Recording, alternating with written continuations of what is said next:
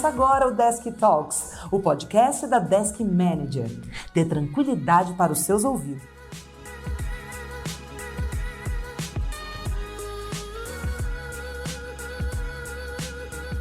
Eu sou Bruno Sankara e esse é o Desk Talks. E para mim o Desk Talks de hoje é muito especial, pois eu vou falar com Gisele Paula, que é sócia e diretora comercial na Reclame Aqui, especialista em Customer Centric e ajuda a sua empresa a construir uma boa reputação através de um bom atendimento.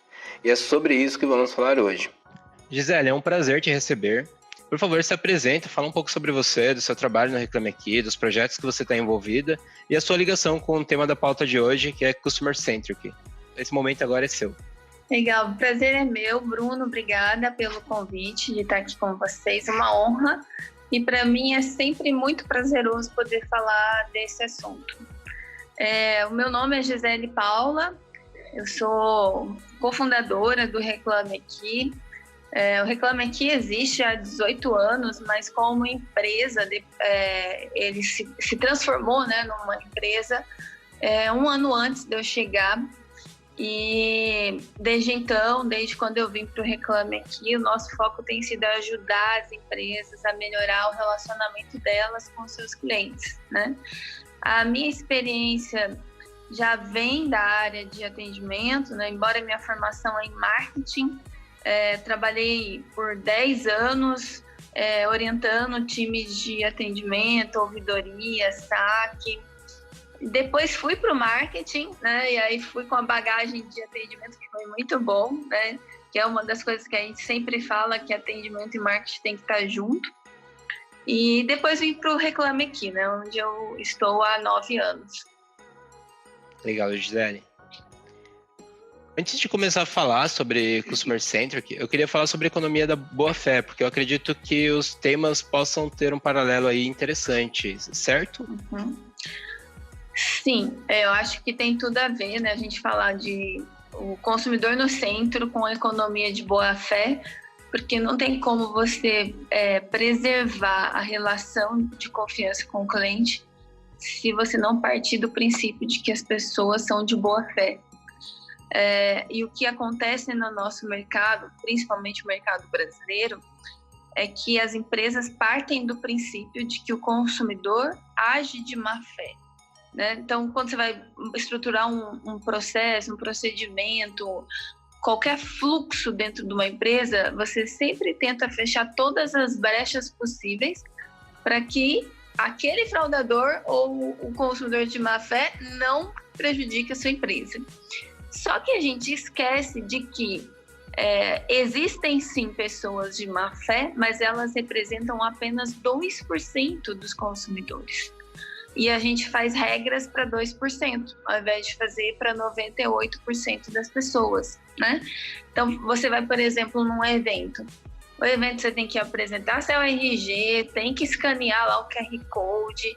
Às vezes você passa por mais que uma validação de pessoas para dizer que você é realmente você mesmo, né? Só que só 2% das pessoas vão estar mal intencionadas. Então, por que a gente faz isso com 98%? Então, é uma nova forma de olhar para as pessoas, e eu digo não só, Bruno, olhar para os clientes, mas olhar para as relações humanas. Por que a gente tem que sempre partir do princípio que as pessoas estão agindo de má fé, né? Eu gosto muito do case que a Chevrolet fez. Ela fez um Trust Drive no centro de São Paulo. Ela deixou um carro na rua. Quem quiser conhecer esse case, que foi fantástico, é só colocar no Google aí Trust Drive Chevrolet, que vocês vão ver. Ela deixou um carro na rua, aberto, para que as pessoas pudessem fazer o test drive. E não aconteceu nada, ninguém levou o carro embora, né? Então isso é muito bacana. Acho que a gente precisa confiar mais nas pessoas, e confiar nos seus clientes é o primeiro passo para ter o cliente no centro, né? Legal, eu vou até pegar esse vídeo depois e colocar aqui na descrição. Case bacana. É fantástico, é sensacional mesmo. E o Reclame Aqui, ele faz esse tipo de ação também, de economia de boa-fé?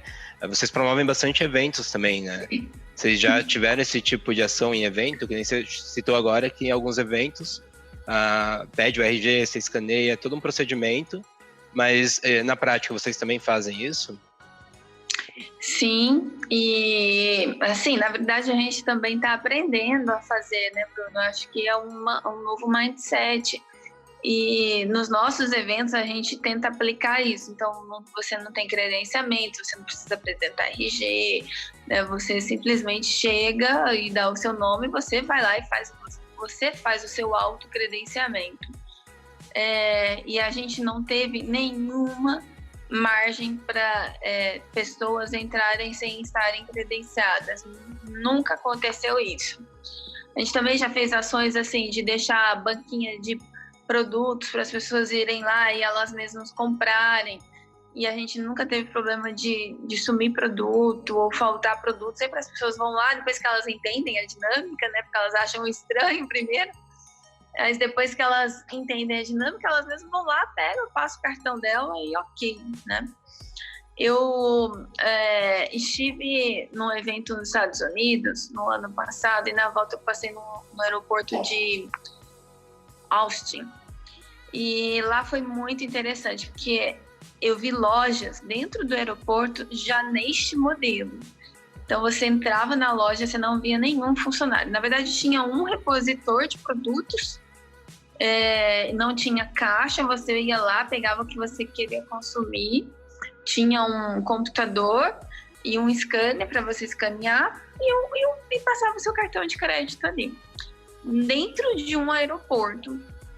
E eu fiquei observando depois, né, se aquele funcionário ficava de olho para ver se as pessoas estavam pagando ou não.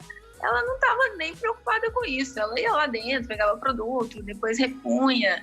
E o foco dela não era esse, fiscalizar as pessoas. E fantástico, assim, todo mundo que eu vi entrando, vi pagando. Então, de fato, existe sim, né, essa tendência da boa-fé, né? Na verdade, o ser humano funciona dessa forma, só que os 2% que são pessoas de má-fé, elas acabam fazendo um barulho tão grande que a gente acha que é mais que 2%, né? Se você falar isso com qualquer empresa, você fala, não, 2% não, é muito mais. Mas não é, porque os 2% realmente dão muito trabalho. A Zappos é um outro exemplo fantástico nos Estados Unidos disso, né? A Zappos, para quem não conhece, é uma loja que vende sapatos na internet. Hoje ela já não vende só sapatos, ela vende outros produtos, roupas, etc.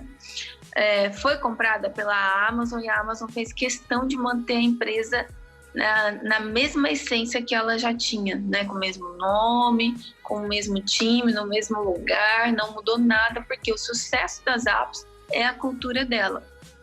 E um dos pontos que as Zappos tem, ela parte do princípio que as pessoas são de boa fé. Então, se você comprar um sapato nas Zappos, você pode devolver em até 1 ano. E aí você fala, pô, mas como isso, né? Porque as pessoas vão usar os sapatos e vão querer devolver.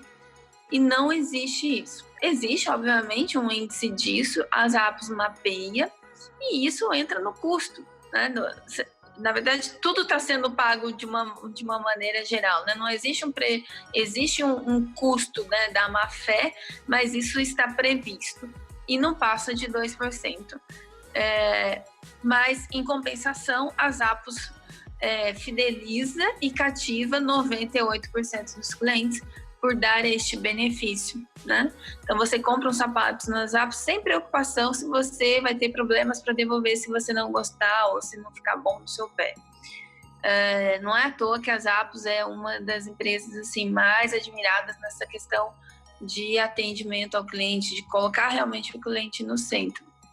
Agora, quando você perguntou se a gente pratica isso, né? No Reclame Aqui, sim, a gente olha, a gente sempre parte do princípio da boa-fé do consumidor e também da empresa.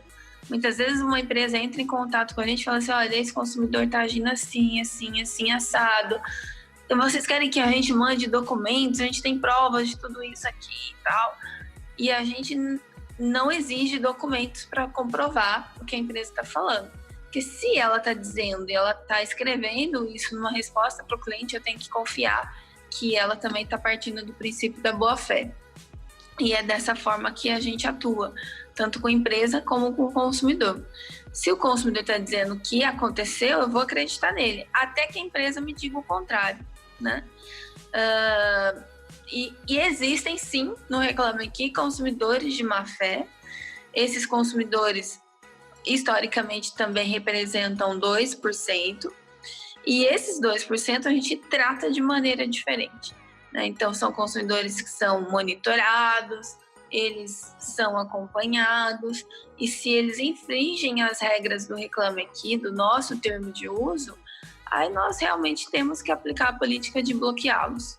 E aí eles são impedidos de fazer novas reclamações.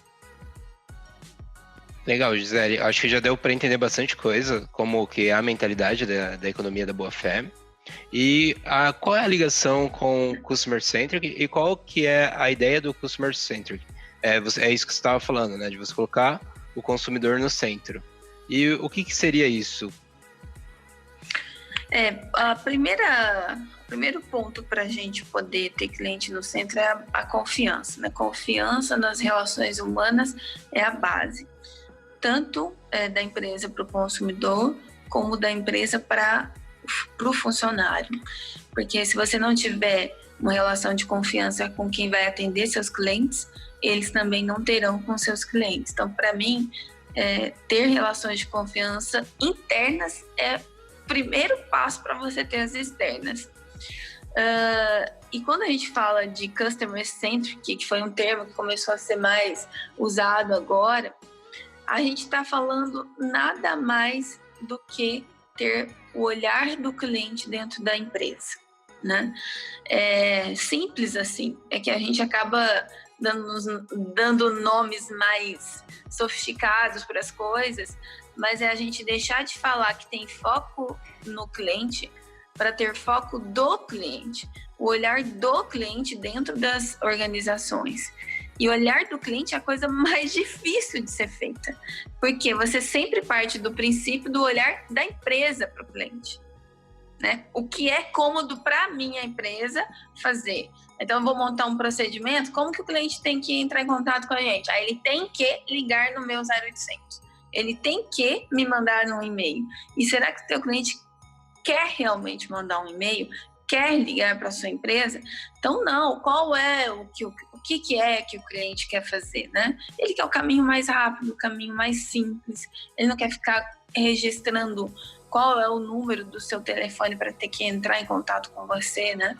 Então, o próprio Reclame Aqui, ele é uma forma de levar o cliente para dentro, né, das organizações de uma forma muito espontânea, da maneira como ele quer falar. Ninguém obriga o cliente a ir ao Reclame Aqui, ele vai por espontaneidade. E quando ele vai, a empresa tem que entender isso, né? E às vezes a empresa fala assim, não, eu não atendo a este canal, ou eu não resolvo o seu problema por aqui. Você tem que ligar no nosso 0800. Você tem que me mandar um e-mail. Você tem que entrar em contato com a minha central de atendimento. E quando o cliente chega na fase do Reclame Aqui, ele não quer voltar para o saque.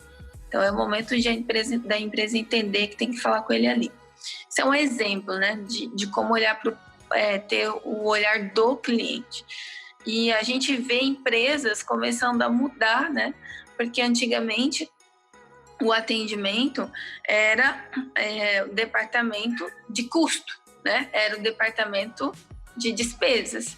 E por ser só custo, ele ficava no cantinho da empresa, com os menores investimentos, com as menores verbas, com os piores computadores. Eu vivi isso. Eu vi isso acontecer dentro das empresas. O atendimento ser um adendo da empresa, né? E a área que cuida do seu cliente, que é a razão da sua empresa existir. Como é que a gente pode pensar dessa forma sobre quem é a razão da gente existir? E isso vem mudando. Algumas empresas mais, outras menos, né? As empresas mais inovadoras, né? As próprias fintechs, elas têm começado a ter um olhar já quando nasce diferenciado do cliente. Você pega um exemplo da própria Nubank, né? Tá no DNA da Nubank ter o olhar do cliente dentro da empresa. Ela nasceu assim, ela não sabe o que era ter o atendimento como um adendo, porque ela nasceu dessa forma, né? A essência dela é essa. Agora, as empresas que não têm essa essência, é possível mudar para isso? É possível, é uma mudança de mentalidade, de cultura, e eu posso dizer que isso tem que partir de cima, né? Uma andorinha só, ela não faz verão. Então, ela tem que ter um patrocinador, né? O cara mais fera do atendimento, ele precisa ter um patrocinador, alguém que apoie ele de cima para baixo, para que a cultura seja disseminada.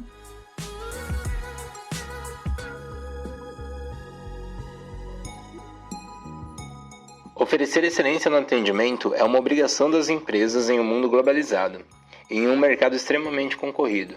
E para obter atendimento infalível, é necessário investir em Customer Centric. Você sabia que 81% das empresas com alta capacidade e competência para oferecer atendimento excelente estão performando melhor que a concorrência? E que tal esse dado? 66% dos consumidores trocam de empresa por causa de um atendimento ruim.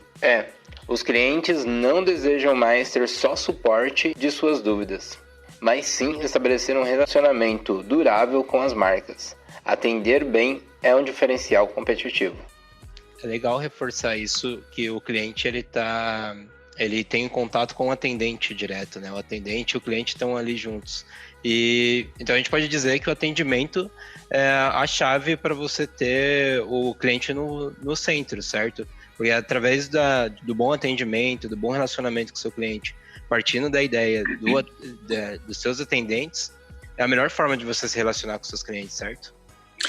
Totalmente. Eu sempre falo que cliente feliz dá lucro para a empresa. E isso não é na visão mercenária da coisa, mas cliente feliz leva a sua empresa mais longe, ela se torna mais perene, porque ele vai recomendar mais, ele vai comprar mais, ele vai se tornar fiel à sua marca. Você vai crescer e você vai se tornar uma empresa sustentável ao longo do tempo. Para mim, Bruno, não faz sentido uma empresa gastar tanta grana em trazer cliente e não tanta grana, ou quase nenhuma grana, para atender o cliente, né? A gente usa o exemplo clássico, né, das big empresas de telefonia. Quanta grana essas empresas gastam para atrair clientes, né? A gente vê propaganda toda hora na televisão, a gente vê ações dessas empresas em todos os lugares. Para quê? Para atrair clientes. Depois que você é atraído, o investimento no atendimento é muito desproporcional. Você tem que esperar para ser atendido, você tem um esforço altíssimo para falar com uma pessoa no atendimento. Cancelar, então, a gente nem vai comentar aqui, né? O esforço hercúleo para você fazer o cancelamento. E na minha cabeça não faz sentido uma empresa gastar para trazer cliente e perder essa mesma pessoa por não atendê-la. Não faz sentido. Então, a economia da reputação, a economia do cliente no centro, é você usar o atendimento como uma das formas de você atrair novos clientes, porque essa é a forma mais sustentável de ser, né? Só preço, só serviço, só produto não vai vender mais. As pessoas querem mais das empresas, né? Você estava falando agora da parte do cancelamento. Eu me lembrei de uma das ações de marketing que vocês fizeram, de um grafiteiro que ele foi, enquanto ele tentava cancelar, ele ia fazendo o grafite. Sim. E aí até depois vocês colocaram essa arte foi feita enquanto eu tentava cancelar o plano de telefone, ou quando eu tentava cancelar a televisão. E é muito tempo, então era coisa de 1h30, 2 horas, e ele tentando cancelar e desenhando, fazendo a arte. Essa campanha, inclusive, ganhou prêmio em Cannes, e pra gente foi, assim, muito interessante fazer isso, foi gratificante fazer esse trabalho, e deu bastante burburinho, né, com essas empresas que elas não ficaram nem um pouco felizes. Imagina. Mas foi uma forma que a gente achou de demonstrar, né, o esforço que o cliente tem para cancelar um serviço. E tem um estudo que foi publicado na Harvard Business Review que fala sobre o esforço do cliente, né? Já tem muito tempo que isso foi publicado. E a partir de então a gente adotou essa metodologia para medir o esforço do cliente dentro das operações de atendimento. Que o estudo fala o seguinte, que quanto maior o esforço do cliente, menor a chance dele voltar a comprar da empresa. E o contrário é a mesma coisa. Se eu tenho um esforço baixo para resolver meu problema, eu me torno advogado da marca, defensor da marca, influenciador da marca. Porque eu sei que se eu tiver um problema, essa empresa vai resolver. Nubank, será que a Nubank não tem problema? Ela tem problema, certamente. Mas a questão não é ter problema, é como você resolve, né? E no caso das telefonias, que é o que a gente está comentando aqui, elas têm muita dificuldade para resolver o problema do cliente, né? E eu não sei nem se é dificuldade, que eu estou tentando ser um pouco gentil na forma de falar, mas talvez até pouco interesse mesmo, né, de investir no atendimento por uma série de fatores, né? São concorrência baixa, são concessões e etc, né? Para empresas deste tamanho, elas colocam na ponta do lápis. O que gasta menos? Eu aumentar meu time de atendimento ou pagar uma multa para o Procon? Talvez é a multa no Procon que seja mais barato. E aí não olha para o futuro, né? Não olha o que pode acontecer, porque amanhã pode surgir uma startup que cria uma ideia, uma coisa nova que as pessoas comuniquem de outra forma, e aí aquele império ele pode desabar. Mas o cliente que tem um esforço baixo, você pode ter certeza que ele se torna mais feliz com a empresa. Legal. A gente está falando citando grandes exemplos de companhias de telefone, falando de Nubank, você citou a Amazon também. Mas a gente pode pensar nisso também para empresas pequenas e empresas médias, né? Elas podem fazer esforços para colocar os seus clientes no centro, ainda mais porque elas estão mais próximas ainda dos seus clientes, certo? Para as pequenas é mais, vamos dizer assim, mais simples, né? Menos complexo de você colocar o cliente no centro, né? Que é uma estrutura menor, depende muito da visão dos empreendedores, de ter isso como cultura, né? De ter o cliente no centro. Mas não digo que é mais fácil, mas é menos complexo você colocar o cliente no centro para pequenas empresas. O que eu falo que os empreendedores falham muito é no momento que eles estão montando o MVP deles, eles esquecem de olhar para atendimento. Porque o foco do empreendedor é o quê? Vender, né? Natural, né? Tá no sangue dele, né? Ele precisa disso, né? Uma empresa, ela vai ser uma empresa de sucesso se ela vender. Mas nada impede que você, no momento que está montando o planejamento estratégico da empresa, que você tenha um pilar de clientes. Como eu vou olhar para os meus clientes? Como o cliente vai ser o diferencial em todos os meus outros pilares, né? A cultura de clientes, ela tem que estar em todas as frentes do negócio, não só ter um time de atendimento. Uma empresa pequena, ela não tem condições ainda de ter uma área de atendimento, nem tem volume para isso. Então, todas as áreas, todas as outras, as pessoas que estão envolvidas ali naquele negócio, elas são atendimento, né? E a gente tem esse exemplo com uma grande empresa que é a Disney, né? Todos são atendentes, todos estão num palco e eles são treinados para isso, né? Todos devem atender o cliente, né? E proporcionar para ele uma experiência mágica. Então, se eu sou um segurança, se eu sou o cara que está limpando, se eu sou a Cinderela, se eu sou o Mickey, eu tenho a mesma missão, né? E a gente precisa trazer isso para os negócios.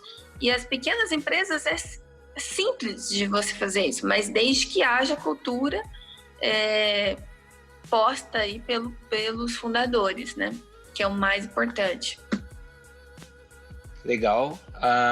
Você falou sobre confiança e como que a empresa deve passar confiança e como que essa economia da confiança, da boa-fé, como isso tudo faz com que o cliente fique no centro. Como você vê que a confiança para uma empresa, primeiro, o que é confiança para uma empresa? E como você vê que a confiança pode ser usada de forma estratégica na gestão de uma empresa? A confiança, ela está vinculada à reputação, né? Se eu confio numa empresa, eu estou dando crédito para essa empresa e aí a reputação dela passa a ser positiva para mim. O que acontece dentro das companhias é tudo que ela faz pode gerar um ponto de confiança ou não com o seu cliente. Em todas as frentes. Então, desde o recrutamento de uma pessoa no processo de seleção, posso gerar confiança com aquelas pessoas que estão participando ou não. Se eu não dou retorno, se eu faço elas demorarem para aguardarem para serem atendidas, eu estou gerando uma relação de desconfiança com aquelas pessoas que poderiam ser meus funcionários. Com o mercado, com as questões sociais, com as campanhas de publicidade, né? Eu mando, agora está chegando a Black Friday, né? Eu mando um e-mail marketing falando de uma promoção. Eu falo que vai ter 50% de desconto. Se o cliente clica ali, vai para o site e não acha esse 50%, porque esse 50% é um produto que está escondido entre milhares de outros produtos, gerou naquele momento uma relação de desconfiança com o cliente. No momento que eu tenho uma crise, eu tenho um problema e eu não consigo me comunicar da forma adequada com aquele público, eu posso gerar uma relação de desconfiança. Um exemplo público, né, que aconteceu foi com a Vale, né? Teve a tragédia lá de Brumadinho e a Vale veio publicamente e disse que que todos os procedimentos estavam em ordem, que não tinha nada fora do lugar, tudo estava inspecionado e regulamentado e tudo ok. Dias depois, os hackers invadiram os documentos, né, os acessos do sistema e colocaram publicamente que não tinha nada disso. Os laudos diziam que aquilo estava inapropriado. E o que isso gera? Uma relação de desconfiança. Se no momento que aconteceu a Vale tivesse vindo e dissesse assim, olha, gente, eu gostaria de pedir desculpas, nós erramos, nós falhamos, isso é irreparável, mas nós estamos aqui neste momento com a cara limpa, dizendo para vocês desculpas, né? As pessoas, elas não podem não perdoar, mas elas dão um voto de confiança para quem reconhece o erro. A gente está falando de um caso gravíssimo, né? Mas para as relações mais de consumo entre empresa e consumidor, reconhecer o erro é uma forma de você reconquistar a confiança do cliente. Tem outras coisas também que impactam na confiança do cliente. Então, o atendimento é uma das formas de você conquistar ou não conquistar a confiança dele. Se eu sou mal atendido, a minha relação com aquela empresa está totalmente abalada. O contrário também é verdadeiro. O meu produto, né, eu vejo uma propaganda de que é um produto maravilhoso, excelente. Quando eu vou usar, não é bem isso, né? Não é bem aquela propaganda, né? Ela exagerou um pouquinho. Isso gera relação de desconfiança. Então, todos esses pontos, né, em que a marca tem um contato com o consumidor são pontos de geração de confiança. No Reclame Aqui, a gente batizou isso como TBM, Trust Build Moments, que são momentos de construção de reputação, de confiança. E cada um desses momentos somados geram a sua reputação. Então, no final das contas, aquela empresa é confiável ou não? Aquela empresa tem uma boa reputação ou não, né? Num estudo que foi publicado por um instituto de reputação nos Estados Unidos, nesse ano, eles monitoraram 390 empresas, as maiores, né, as 390 maiores empresas dos Estados Unidos, e fizeram uma pesquisa com uma base de 5 mil clientes, se eu não me engano, perguntando o quanto eles confiavam naquelas empresas. E, para nossa surpresa, grandes empresas que estão no ranking das mais valiosas do mercado, do mundo, não apareceram entre as empresas mais confiáveis. Uma delas é o próprio Facebook. Por que o Facebook não apareceu no ranking das empresas mais confiáveis? Porque o serviço dele piorou? Não. A ferramenta dele deixou de entregar algum recurso? Não.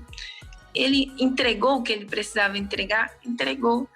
Só que em um dos pontos de contato com o público dele, que é o que você faz com os meus dados, ele falhou. E aí isso acabou com a reputação do Facebook, né? A gente está falando aqui porque isso é público e todo mundo sabe os problemas que o Facebook teve com vazamento de dados. Então, olhar só para um pilar, que é atendimento, não é suficiente. A gente tem que olhar para todos os pilares que geram pontos de relação de confiança com o cliente, que vai gerar a reputação da empresa.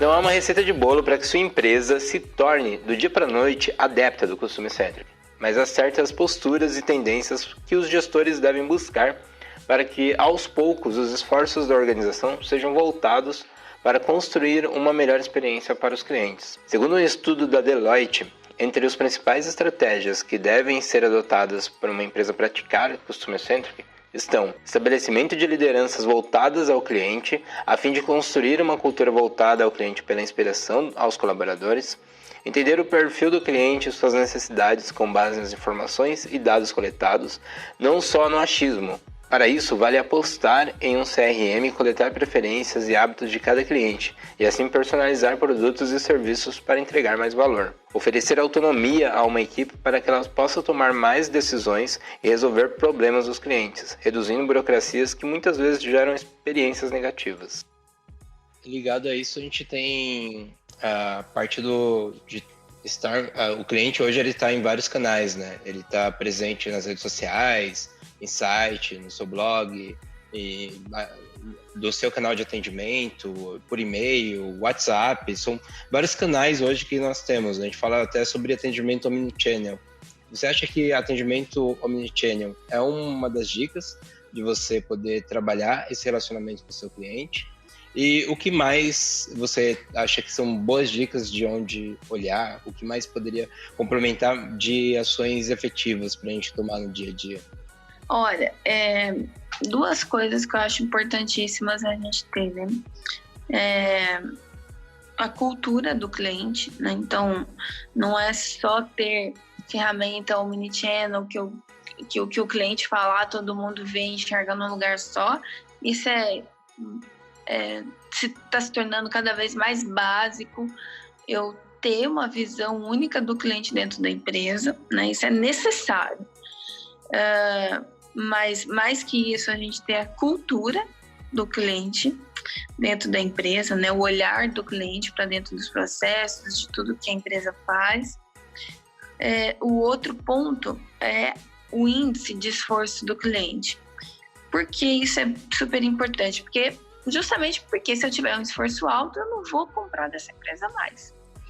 Então, medir o índice de esforço do cliente é muito importante, para eu saber o quanto meus clientes estão se esforçando para falar comigo, porque isso impacta diretamente na satisfação dele, e impacta na recomendação, impacta nas minhas vendas. Então, eu tenho que medir isso. Meu cliente está falando facilmente comigo, se ele tem um problema, eu estou resolvendo rápido, porque esforço do cliente está totalmente vinculado a tempo. E as pessoas não querem gastar tempo mais com coisas chatas, né? Meu tempo é muito valioso, é o que eu mais tenho de valioso. Então, eu quero gastar da melhor forma possível. E eu não quero gastar resolvendo um problema causado por uma empresa.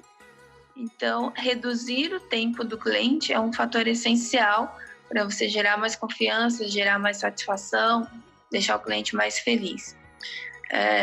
E reduzir o esforço que está vinculado diretamente a tempo. Então, olhar para os processos da empresa e ver qual o esforço o cliente está tendo em cada um desses processos. O que eu posso facilitar? O que eu posso dar de economia de tempo para o meu cliente? Uma boa parte das reclamações do Reclame Aqui, quando a gente coloca elas na ferramenta de BI, você vê que tempo é algo muito dito, muito citado. Gastei X horas para conseguir resolver, fiquei a manhã toda aguardando o técnico na minha casa, perdi um dia de trabalho para poder resolver isso. Então, as pessoas sempre relacionam a reclamação delas a tempo, o quanto do tempo delas elas estão desperdiçando para resolver aquilo. Então, assim, a empresa me pergunta qual a dica que você dá para gerar mais satisfação no cliente. Então, se eu puder resumir, reduza o tempo do seu cliente. Ele não quer passar o dia inteiro falando com você. Então, o que você puder fazer para diminuir o esforço e o tempo dele, certamente ele vai se sentir mais acolhido, mais satisfeito e mais feliz. Você acha que quando a gente tem esses problemas, o empresário, a empresa pensa muito no dinheiro, então eu não vou investir tanto na parte de atendimento porque eu não quero gastar, e aí ele não se preocupa com o tempo do cliente, e às vezes ele não pensa nisso, no esforço que o cliente está tendo para o produto. Isso é algo cultural ou são problemas que as pessoas não lidam? Porque eu vejo que talvez por conta desses problemas, talvez seja difícil para as empresas adotarem cada vez mais essas medidas de você colocar o cliente no centro, de você ir lá e fazer tudo isso que você falou agora. Você acha que isso é algo cultural do brasileiro ou é um problema que não é tão grande assim, é um problema mais específico e não tão genérico? Eu acho que é, de certa forma, cultural, mas isso vem mudando porque o consumidor vem mudando também, né? Ele vem exigindo mais das empresas. E as empresas estão começando a enxergar isso, que elas estão perdendo clientes por conta disso, né? De olhar para eles mesmos. Então, não é algo que é impossível. Eu tenho medo de usar a palavra cultural, porque às vezes parece que é impossível ser mudado, né? É algo que é cultural. Mas é algo que está enraizado no DNA das empresas brasileiras. E não digo só no Brasil, porque tem países que têm referência de bom serviço ao cliente, e tem países também, que não só o Brasil, que também tem uma referência de mau serviço para o cliente. Tem muito a ver com o que a empresa tem de propósito, né? Então, você pega empresas, até mesmo ali nos Estados Unidos ou na Europa, que às vezes o atendimento presencial, ele não é tão carismático, não é tão acolhedor, mas as leis relacionadas ao consumidor, as regras, elas são cumpridas, né? Então, produto você pode devolver e não tem contestação para isso. Me dê aqui e eu te devolvo ali, sem muita conversa. Que é o que o consumidor espera, né? Quando a gente fala de necessidades básicas do cliente, uma das coisas que ele espera é ter um canal de atendimento, ser atendido e resolver o problema dele. Tendo isso, ele está satisfeitíssimo. Se você fizer além disso, aí você está surpreendendo o cliente. Mas até o resolver, tá ótimo. Fazer o básico bem feito. E aí dentro das companhias, o que vem acontecendo é que o consumidor foi mudando. No início, o consumidor tinha pouca voz. E por conta disso, o atendimento ficava como segundo plano, porque ele era um custo para a empresa. Então, entre investir em vendas e investir em atendimento, a empresa enxergava que era melhor investir em vendas, porque o consumidor tinha pouca voz, ele reclamava menos. Os canais para ele conversar com a empresa eram só os dela, então ela tinha o controle 100% da situação. Hoje não mais, né? As pessoas falam onde elas querem, elas decidem se elas vão optar por essa empresa ou não, por questões relacionadas à confiança, atendimento. E aí a empresa agora está na mão do consumidor, ele está no controle, no comando. E por isso ela tem que mudar, não é uma questão mais de cultura, é uma questão de sobrevivência. Ou ela faz isso ou ela está fora do mercado, porque vai surgir uma outra que vai enxergar essa oportunidade e vai fazer diferente. E aí o cliente certamente vai mudar para lá. É porque hoje serviço e preço não é algo mais que você possa dizer como diferencial, e sim como você faz, como você atende esse cliente. E boa parte dos consumidores, eles optam por um produto por diversos fatores, por preço, por conveniência, por qualidade, por confiança na marca, mas eles ficam pelas pessoas, da forma como eles foram tratados, como eles são recepcionados, como eles são acolhidos. A pior coisa do mundo quando você vai num restaurante e você vai com uma mega expectativa de ter uma experiência maravilhosa, porque todo mundo falou que aquele restaurante era maravilhoso, que a comida era excelente, espetacular, e chega lá, você tem a sua experiência estragada por um garçom. Então, toda a fama do restaurante, da comida, do chefe, aquilo acaba pelo atendimento de um garçom. E isso pode acontecer em qualquer negócio, né? Um atendente pode destruir seu negócio, a sua imagem com aquele cliente, a sua relação com aquele cliente. Então, olhar para essas questões é muito importante, porque é uma questão de sobrevivência. Por isso que o que eu tenho falado muito para os empreendedores, na sua estratégia de MVP, o seu planejamento estratégico para o seu negócio, você tem que já ter desenhado como você vai olhar para o seu cliente. Não esperar vender para depois resolver. Vi muitas empresas, muitas startups crescendo. Depois que elas cresceram, é que elas foram olhar para o cliente. O que eu faço com o cliente? Aí fica mais trabalhoso, fica mais difícil, porque você tem que arrumar o que não foi feito. Consertar a experiência do cliente mal atendido. E fica pior, né? Depois que o navio já está em alto mar, fica mais difícil. Então, ter dentro do início do projeto ali já uma estrutura, fica muito mais leve, muito mais simples. E, além de tudo, você ganha mais confiança do cliente. A gente vê as startups falando muito sobre pensar primeiro no mobile, né? Mobile first, e um pouco em pensar primeiro no cliente, né? Que é o customer first. Então, eu acho que eles pensam tanto na parte de tecnologia e deixam de lado o foco deles, né? Eu vi muitas startups, pelo Reclame Aqui, a gente acaba conversando com empresas de todos os tipos, de todos os tamanhos o tempo inteiro. Já conversei com muitas empresas de tecnologia que elas entendiam que o cliente tinha que resolver 100% dos problemas dele com tecnologia. Porque elas eram empresas de tecnologia. Então, o cliente não precisa falar comigo, ele vai resolver tudo via ferramenta. Só que são seres humanos, e seres humanos precisam falar com seres humanos, né?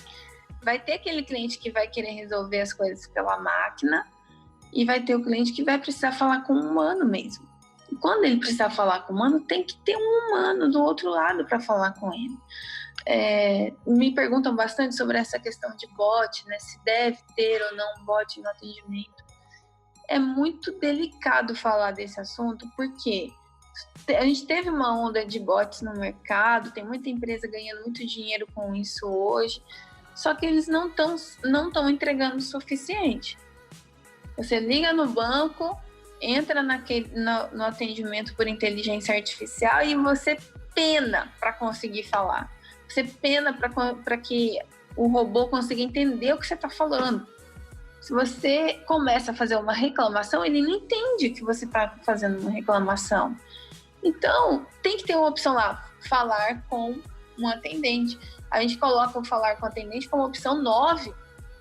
Por que a gente não dá a opção já logo de cara? Olha, você está sendo atendido por um robô. Se você quiser falar com um humano, você digita 1. Pronto, não adianta a gente fazer uma meia volta para ver se a gente convence o cliente de falar com a máquina, se ele não vai querer falar com a máquina, né? Aumenta meu esforço, aumenta meu tempo, eu tenho que ficar desligando, ligando de novo, até conseguir falar com uma pessoa. Então, empresas de tecnologia, agora eu acho que está mudando isso. Mas no início era muito assim, não, eu não preciso falar com o meu cliente, não. Ele vai resolver tudo por tecnologia. E não é bem assim, né?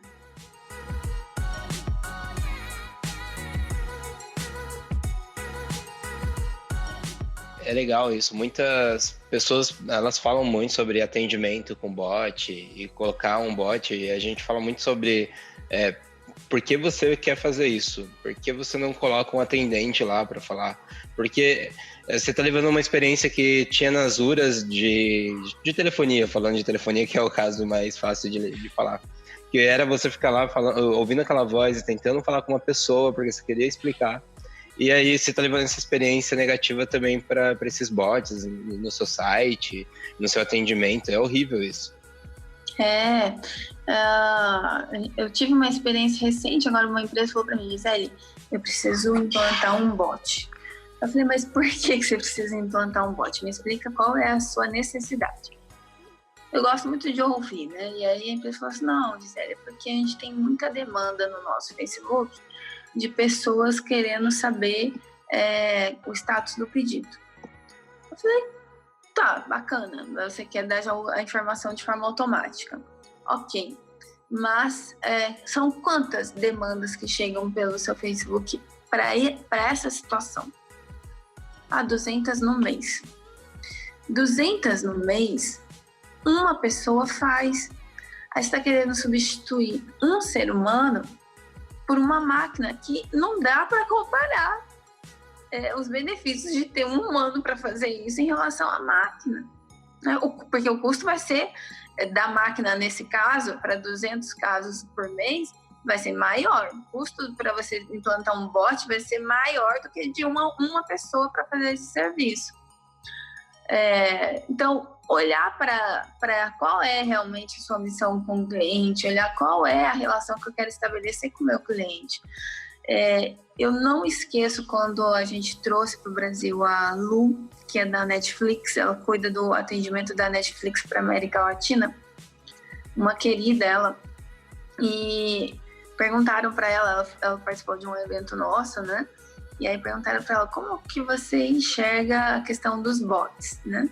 E a Netflix, a gente sabe que tem uma experiência fantástica de atendimento. Primeiro que você nunca precisou falar da Netflix, né? Só que quando você falar, você pode ter certeza que você vai ter uma ótima experiência, né? É o que todo mundo diz, a reputação deles é baseada nisso. E aí ela falou assim, gente, a Netflix tem milhões de clientes e eu não sei o que eles pensam, eu não sei o que eles acham sobre a minha empresa, porque a gente dá a opção dele fazer tudo via ferramenta. Porém, quando ele quiser falar comigo, eu quero falar com ele, eu quero ouvir, eu quero ficar o tempo que for necessário ouvindo o meu cliente, porque é a forma mais econômica de eu saber o que ele está pensando. Então, não quero colocar bot para atender o meu cliente, porque eu já tenho muita tecnologia. Então, quando ele quiser fazer questão de falar comigo, eu faço questão de falar com ele. E não é à toa que a Netflix é uma das empresas mais queridas do mercado, né, pelo consumidor. No começo da empresa, a gente investe muito em pesquisa para saber o que pôr no mercado, o que fazer. E aí, em algum momento, a gente esquece isso e não quer mais ouvir o cliente, né? Depois que a gente já tem o que a gente precisa, mas a gente começa a ignorar ele em vez de entender que, não, essa é a hora de trabalhar lado a lado com ele. Perfeito, perfeito. Né? Ele, de novo, né? Ele é a razão da gente investir. Né? Sim. E tem formas de a gente medir as ações de colocar o cliente no centro? Eu consigo mensurar isso? Porque a gente fala muito, eu estou fazendo, mas eu quero saber se está dando certo. Eu consigo metrificar a Customer Centric? Olha, na verdade, assim, ela é uma cultura, né? Uhum. O cliente no centro faz parte de uma cultura. Não é um processo, não é um procedimento. Então, em todos os seus indicadores, ele tem que ter algo que demonstre o quanto que o seu cliente está feliz com aquele processo. Então, não é algo que você mede, por exemplo, só com um indicador, né? A gente fala muito de NPS, mas NPS não mede isso. Não mede o quanto que o cliente está feliz de ser respeitado, de ser observado, das decisões estarem sendo feitas olhando para ele. Então, a empresa, em cada linha de atividade, em cada departamento, tem que ter indicadores que meçam o quanto aquele departamento está contribuindo para o cliente estar mais feliz, para o cliente ter o menor esforço, né? E eu gosto muito de medir o índice de esforço do cliente. A gente tem NPS, a gente tem um monte de outros indicadores de atendimento, que eu acho que daí a gente teria que fazer um podcast só para falar de indicadores, mas um dos que mostra o quanto o meu cliente está feliz comigo é NPS e é índice de esforço do cliente. Legal. A gente fala também sobre LTV também, né? LTV, sim, churn também é fundamental. A gente começou a usar o churn mais para quando vieram as empresas B2B, empresas de tecnologia, mas perda de cliente toda empresa tem, né? E isso tem que ser medido o tempo todo.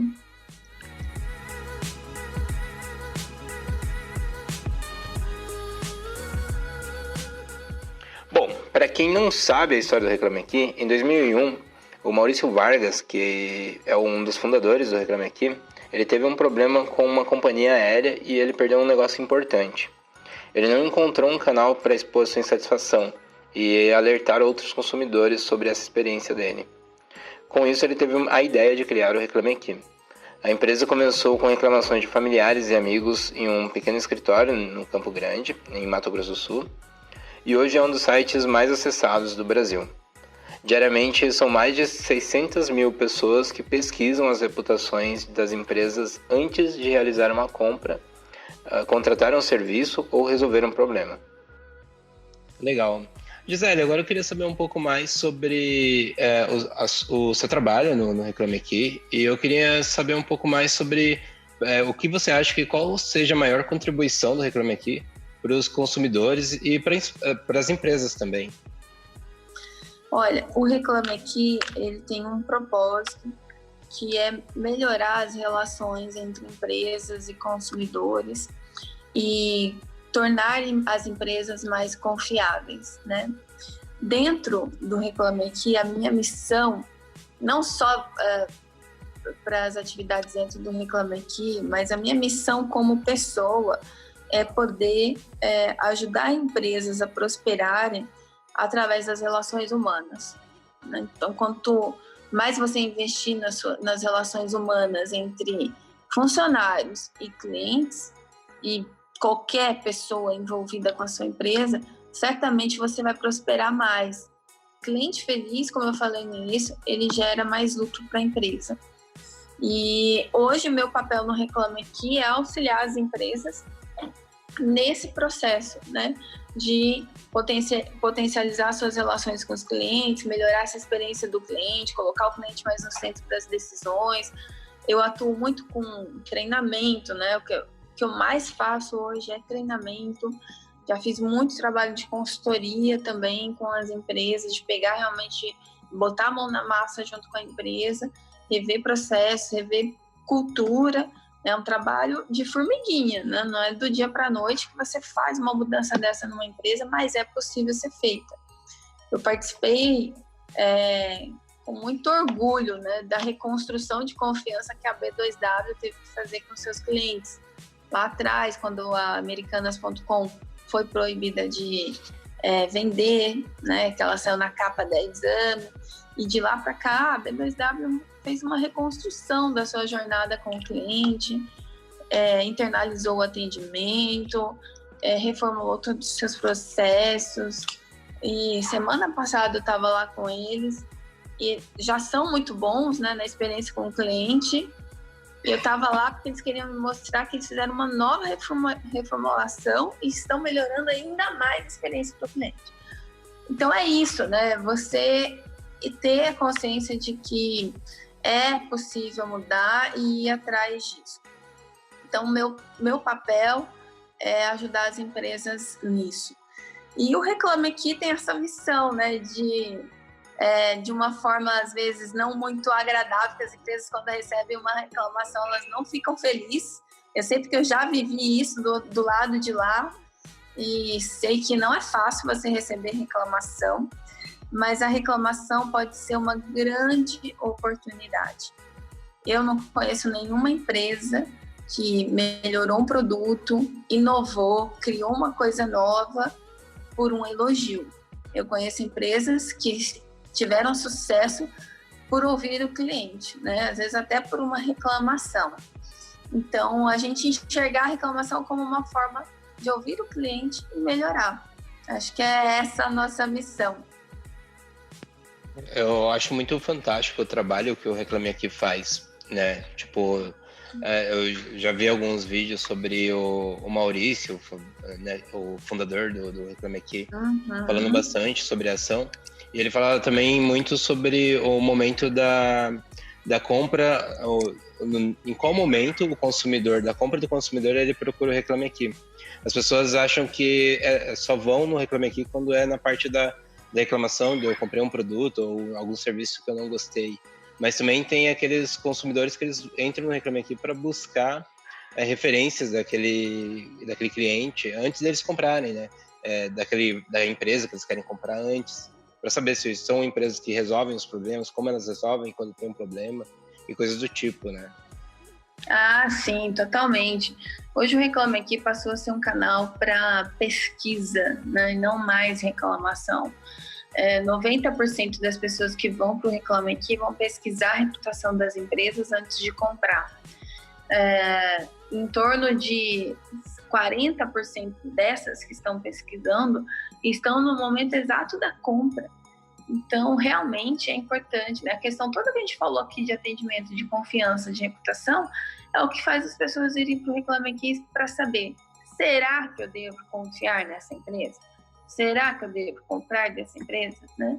Então, mais que olhar para a reclamação, é olhar para essa relação de confiança que você deve estabelecer com o cliente. Acho que a palavra-chave desse podcast, assim, de tudo que a gente falou sobre isso de colocar o cliente no centro, é confiança. Acho que essa é a palavra que resume tudo que a gente falou aqui hoje. Exatamente, é isso aí. Gisele, foi um prazer falar com você e eu queria que, se você tivesse alguma consideração, quisesse dar algum recado final, eu queria que você tivesse esse momento agora para você poder falar o que você tem em mente aí. Olha, Bruno, eu agradeço pela oportunidade. Como eu disse no início, aí, minha missão é ajudar as empresas a ter esse olhar para o cliente. Vou ficar muito feliz quando as empresas tiverem menos reclamações do Reclame Aqui. Mas mais que reclamação é como a gente lida com o cliente, né? Eu estou num projeto muito focado, tanto no LinkedIn como no Instagram, de gerar esses conteúdos para ajudar as empresas. Então, quem quiser me seguir no Instagram é @GiselePaula, no LinkedIn também é Gisele Paula. Tenho gerado conteúdos diários sobre esses temas e convido todos aí também para poderem discutir, comentar e também sugerir temas para a gente abordar. E o que eu deixo como mensagem é: olhar para o cliente sempre vale a pena. Você não vai estar gastando, você não vai estar perdendo, pelo contrário, você vai estar dando mais tempo de vida para sua empresa e ela vai crescer de uma maneira muito mais sustentável. Então, invista sim no atendimento, invista em acolher seu cliente, porque muito mais que ter clientes é você ter amigos. Quando você toca o coração do seu cliente, é o momento mais mágico, é o momento que você pode dizer que realmente cumpriu sua missão, que você fez mais que vender um produto. Você tocou o coração de alguém e isso realmente não tem preço. Novamente, muito obrigado, Gisele. Fantástico a conversa que a gente teve agora. Eu espero que você tenha gostado. E fique aqui aberto o canal, se você quiser voltar mais vezes para falar. Como você disse, sobre métricas, a gente pode fazer um podcast só sobre isso. Fica aí aberto as portas para você. Muito obrigado, tá? Tchau, tchau. Valeu, Bruno. Eu adorei, Bruno. E parabéns pelo trabalho que vocês estão fazendo também. Desejo muito sucesso aos próximos podcasts que virão. E eu acho que o que vocês estão fazendo também faz parte dessa missão, né? De conscientizar Sim. as empresas e ajudá-las nesse sentido. Eu estou muito feliz e desejo muito sucesso para vocês também. Obrigada, Bruno. Muito obrigado.